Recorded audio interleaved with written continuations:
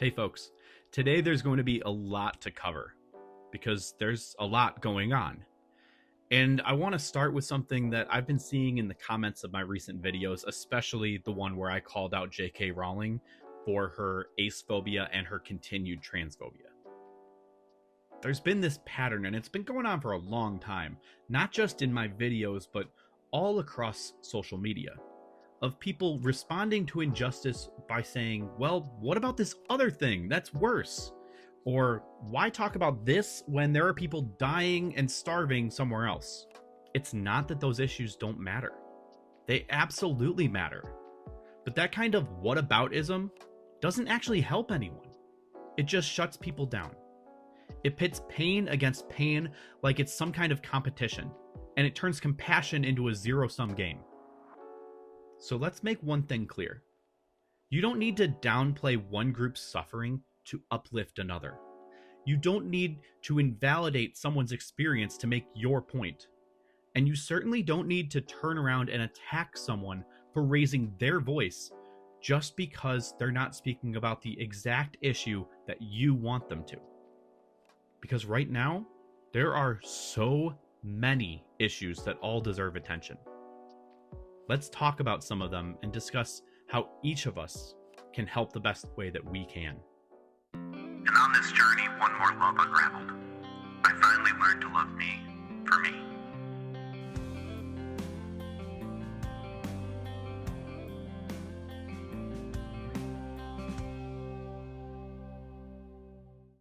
As a lot of you know, I've got a full-time job as a public educator. And there's a fantastic Aspec creator I follow on TikTok named ADHD Arrow Ace Actor. They also have a YouTube channel. Now, recently, they posted a video that's now down because of harassment that followed it. But they mentioned something that really stuck with me in it. So I reached out to them and asked if they would send that video my way. Here's what they had to say in that video that stuck with me.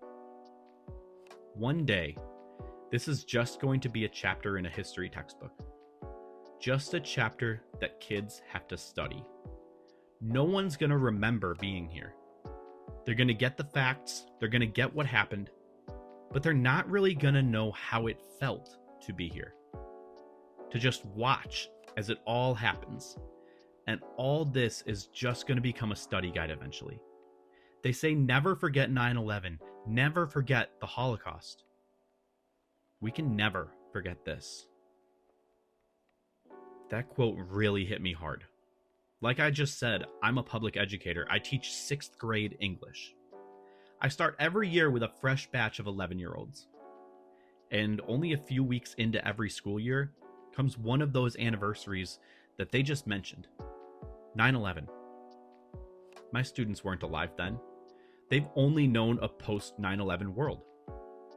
I'm already at a point where my students weren't alive until over a decade after it happened. That's why they make jokes and memes about it. But where was I when 9/11 happened? I was days away from my own 11th birthday. I don't remember that birthday at all. I don't remember any birthday of my childhood or any sporting event or literally any other day of my childhood as vividly as I remember that Tuesday. A lot of us who were kids that day lost something too. I didn't know anyone actually lost on that day, but many of us kids lost our wonder on that day. We lost our innocence, our childhood shut down on that day. And that's happening more and more every single day. We're watching a G-side unfold in real time in Palestine. Civilians, children, dying. People are being starved, silenced, ignored. And when folks try to speak out, they're fired, doxxed, branded with terms that deliberately distract from the human rights crisis they're speaking on. DEI, diversity, equity, and inclusion programs are being dismantled across schools, workplaces, and government spaces. These were already small steps towards justice, and now they're being erased under the false claim that they're somehow discriminatory. They're not. What's discriminatory is pretending the playing field has always been level. The Abrego Garcia case just went to the Supreme Court, where a citizen was deported and being held in El Salvador right now because the Trump administration refused to acknowledge his citizenship, branded him a dangerous gang member without evidence, and sent him off. That's not a clerical error. That's a civil rights disaster. And even with a 9-0 Supreme Court vote, they still haven't brought him back. And the very existence of the camps in El Salvador, the idea that a citizen of the United States can just be grabbed and sent to another country without due process, that anyone would be sent without due process. It's not just unconstitutional, it's actively anti-constitutional. Meanwhile, you've got the UK, where the High Court just ruled that only biological women are protected under equality laws, effectively stripping trans women of legal protection and signaling, yet again, that trans lives are up for debate. And back here in the US, multiple federal agencies are shut down or understaffed due to political obstruction, including the Department of Education, which, impacts me very directly. It also impacts disabled students, students living in poverty, and everyone who's trying to fight for them. Then you've got the SAVE Act, which passed in the House, but it threatens voter rights under the guise of election security. It really is about making it harder for married women and trans people to vote, especially those whose ID don't match their name and gender assigned at birth. This is targeted voter suppression, plain and simple. And the latest one, RFK Jr., the man literally appointed as the United States Secretary of Health and Human Services. And don't even get me started on how he got that job. He's spreading completely false, dangerous claims about autism, blaming it on Wi-Fi and vaccines without any evidence. And he's making alarming, sweeping ableist statements about what he thinks folks on the autism spectrum can't do. Let me say this clearly. Autism is not caused by any of what he said. Autism is not a tragedy. Autistic people are not broken. They are not victims of some invisible war. They are people, whole, valid, and deserving of respect and support. And even if an individual with autism can't do the things that RFK Jr. mentioned, that does not mean they are less than. And there's so much more I didn't even get to. So many problems, so many atrocities. It's exhausting. And I get that. There is so much pain in the world right now, and it's easy to feel like you're not doing enough if you're not constantly tuned into every crisis. I get that some folks might want me to talk more about aromantic and asexual topics. I get that. That's what this channel was built on, and believe me, I'm still going to do that. But what I'm saying today is this. Compassion is not a competition. There is no leaderboard of suffering. We do not need to rank injustice to fight it. You can care about multiple things. You can speak up when you have the tools, knowledge, or experience to do so, and trust others to speak where they're going to be the strongest too. I speak about certain issues more than others because those are the ones I've lived. I talk about being aromantic and asexual because I know what it's like to feel like you've been erased. I know what it's like to grow up without the words to describe yourself, to feel broken because you've not experienced love or attraction the same way that everyone else around you does. And those I don't feel that I can speak too much on, I amplify the voices of those who can, and I listen and I learn from them while I do it. One critique I've received is the question why I wasn't speaking out against sprawling earlier. And that's kind of laughable to me because I actively have for years, mostly on Twitter, which I don't even use anymore, but that's where this whole platform, Fluently Aspec, that's where it started.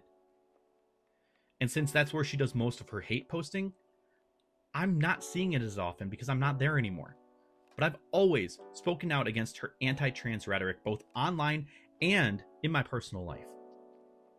I'm close to wrapping up my 11th year of teaching. I've always liked creating themes for my classroom and trying to make my classroom my own and make it fun. And for about half of my career, I would split my classroom into 4 sections. And I'm sure you can guess what they were. I had posters, flags, a full collection of Funko Pops of all of her characters, all displayed proudly throughout the room. Some even given to me by students as gifts over the years. I'm sure this was the case for a lot of middle school English teachers. But now, the past few years, it's been Marvel and DC Comics themes. Currently, the groups are split into the 3 Pokemon Go teams. There's not one Harry Potter or Fantastic Beasts poster or flag or figure in my classroom, and even in my teaching, I no longer cite her writing for examples. I look to other things. Marvel movies, The Hunger Games sometimes, Percy Jackson. But never again will I go back to her. You don't need to be perfect. You don't need to have the right words every time. But if you're sitting in silence because you're afraid someone's going to say, well, why didn't you mention this too? Don't let that stop you. And if you want to know more about why I speak out about these things, about my personal journey, about the different experiences of ACEs who are Black or disabled or trans, agender, NB, I already go into that in a separate video titled Don't Forget About ACEs, an open letter to the LGBTQ+ community and allies. Go check that out if you haven't already. That video lays the groundwork for why I do what I do. But this one is about why we all need to be doing something. Anything. Right now. Do me a favor. Don't let whataboutism get you down when someone tries to use it to silence you. Speak up anyway. Do what you can, because these movements need many voices, not just one. And please, if you're overwhelmed and need some time to rest, if you need to unplug, rest and unplug. You are not a bad person for taking care of your mental health. You are not less of an activist or advocate because you had to step away to breathe. Rest is part of resistance. It's what allows us to come back stronger and keep going. I also want to briefly address something I've seen specifically in reaction to my videos critiquing people like J.K. Rowling. Some folks try to discredit me by pointing out that I'm a man, saying things like, a man is telling a woman she's wrong, or bearded guy trying to silence a woman again. Here's the thing, when you weaponize gender identity to silence someone from speaking up for marginalized people, that's not activism. That's just more oppression wearing a fake progressive badge. I speak out because Black lives matter, because trans lives matter, because disabled lives matter, because queer and ACE and NB lives matter. And when I mess up, I try to learn and do better. That's what solidarity looks like. And we need solidarity more than ever right now. We need to recognize that no movement is truly separate from another. That liberation for one group is incomplete without liberation for all groups. That's not just a slogan, it's the truth. We aren't free until we're all free. And I want to close with a quote someone shared in the comments of that J.K. Rowling video. It's from Forrest Valkai, and it's been sticking with me ever since I read it. Your misery is their victory, so don't give it to them. Stand up for each other. Compassion is fighting back. That's what this is. Compassion is fighting back. Not just online, but in how we treat each other, how we listen, how we show up, how we keep going, even when the world feels too heavy to hold. We can hold it up together. Thank you for being here. Please help amplify this message by giving this video a like, dropping a comment below, reply to some others if anything sticks out to you, and subscribe for more content like this if you haven't already. And if you're looking for ways to support me and my content, take a look at my shop on the channel page where everything has been personally designed by me. No AI whatsoever, no silent artists, just me trying to speak on my own aesthetic and make things that I like. One other way that you can also support me is to check out my book, Limitless, Poetry of an Aromantic and Asexual Journey, which just released 2 months ago. You can find info on where you can grab your copy in the description of this video. Please take care of others and yourself. And remember, your voice matters. Use it however is the best way for you to do. I'll see you in the next one.